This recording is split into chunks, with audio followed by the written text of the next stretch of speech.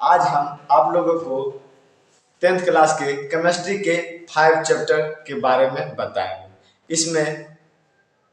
इस चैप्टर में कुछ वैज्ञानिक की चर्चा किए गए, जैसे लाफबाजे एक वैज्ञानिक थे। इसका समय 18वीं शताब्दी को रसायन विज्ञान का जनक कहा जाता है। रासायनिक विज्ञान का जनक कहा जाता है।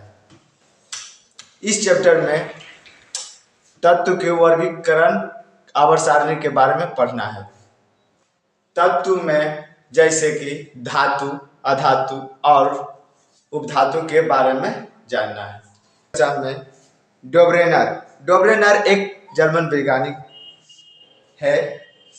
इसका समय 19वीं शताब्दी था और इसका जन्म 19वीं शताब्दी में हुआ था।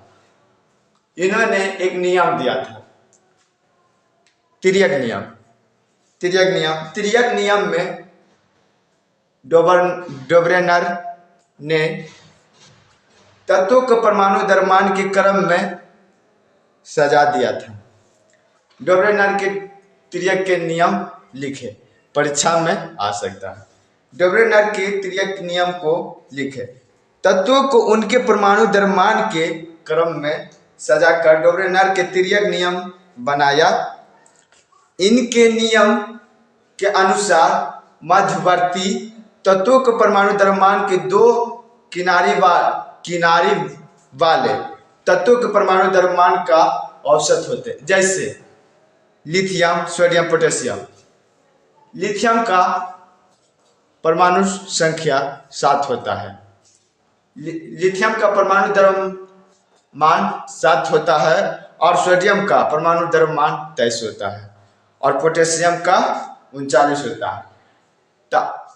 डोब्रेनर ने का नियम तीसरा के बीच औसत होता है, यानी आधा। तो लिथियम का परमाणु द्रव्यमान 7 और पोटेशियम का परमाणु द्रव्यमान 39 होता है। इसका औसत यानी आधा 23 होता है। तो सोडियम का परमाणु द्रव्यमान 23 होता है। इसका नियम यही कहता है। तीसरा वैज्ञानिक न्यूलैंड्स। इसका समय 1856 से 1866 तक। इस वैज्ञानिक के समय ज्ञात तत्व 56 था। इन्होंने डोब्रेनर के ही नियम पर कुछ आगे किया। इन्होंने भी तत्वों की परमाणु द्रव्यमान के क्रम में सजा दिया। इन्होंने एक अष्टक नियम का पालन किया, अष्टक नियम दिया। अष्टक नियम में था कि पहला ज्ञात तत्व के परमाणु 8वें तत्व के परमाणु का समान होता है।